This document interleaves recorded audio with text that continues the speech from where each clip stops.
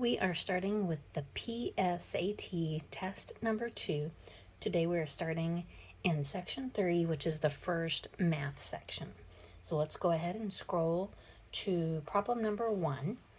I will put a picture of it in the video, but also I would like for you to go down below in the description and find the link that I have to this PSAT, because I would like for you to also have it pulled up or printed out and look at that as we work these problems.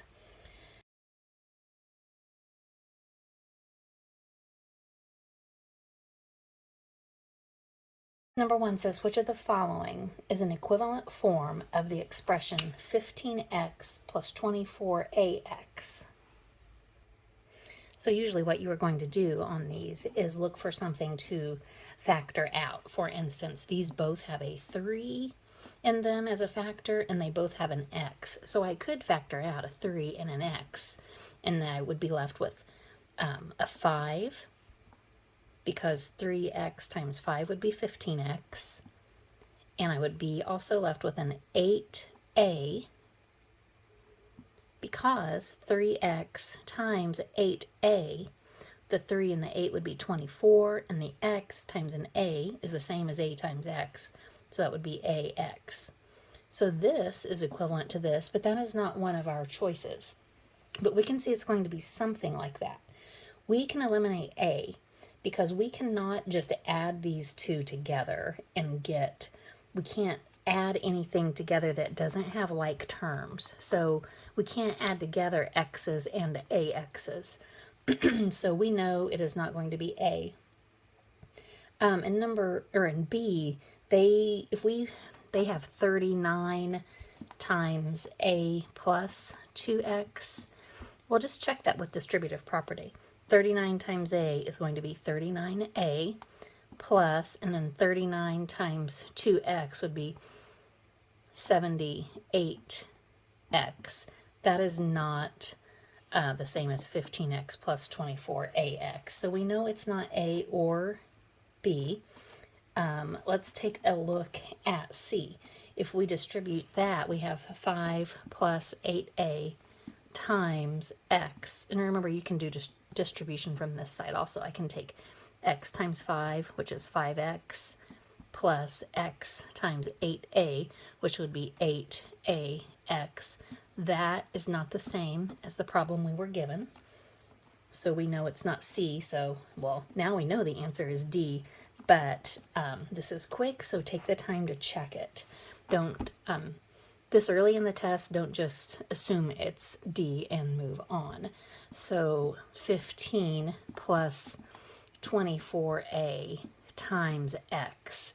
You can put the x here, but remember, it's the same thing as having the x over here. So let's do distributive property. X times 15 is 15x, and x times 24a would be 24ax. That is the same as the problem we were given.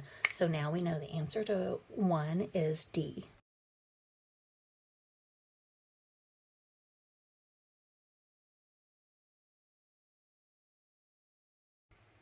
In number 2, I want to point out what type of problem this is. The SAT, the PSAT have several problems on each test that are going to give you a formula and ask you to rearrange it.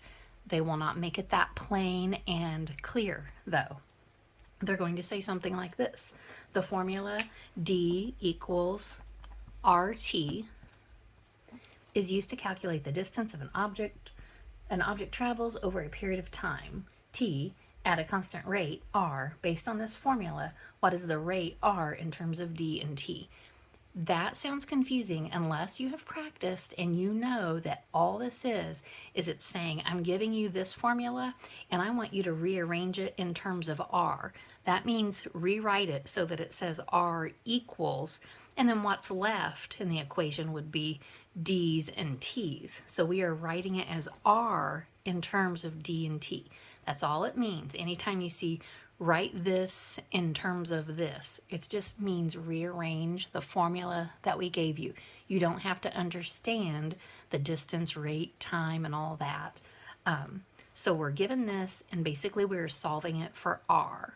Well, that just means I want r on one side of the equation all by itself.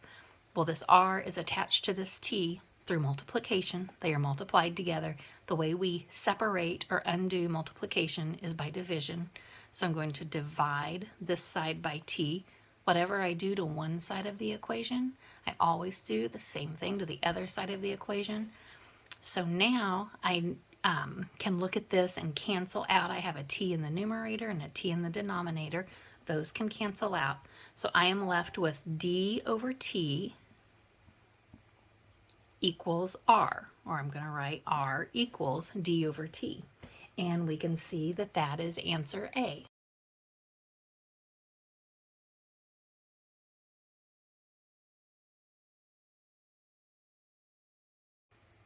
Number 3 says, which of the following ordered pairs x, y satisfies both equations? And we are given y equals x squared plus 3x minus 4, and our other equation is x equals y minus 4. Just a quick review, this is a quadratic equation. If we graph this, it's going to be a parabola. This is a linear equation because we have a y and we have an x, not x to any power, just to the power of 1. So that's going to be a line. So this line and this parabola might intersect like that. They might intersect like this, just at one point. They might not intersect at all. One way to solve this would be to graph both of these. That's going to be a little time consuming, so we are going to look for another way to solve this. Think back to Algebra 1. When you're given two equations and you want to solve them, remember systems of equations? They can be solved by elimination, where you line the two equations up and you look for things to cancel out, or we can solve them by substitution. This one will work well with substitution because over here we have x squareds and x's, and over here we just have x's and y's, and we have numbers. So we're going to use substitution. We know here that y equals all of this. I could rearrange this equation to also say y equals something. So just like in the previous question, we're going to rearrange this equation and put it in terms of y in terms of x's.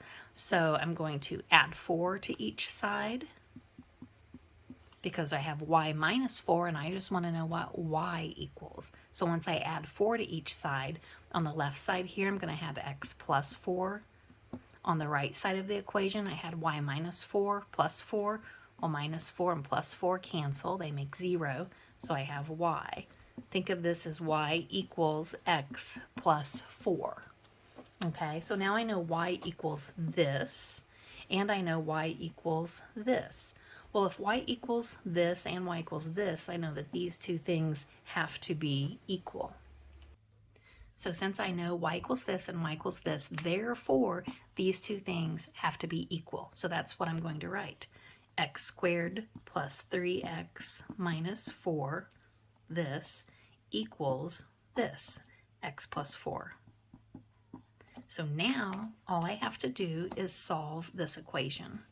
I don't need to worry about any of the other stuff that we had going on. Just have to figure out what x is.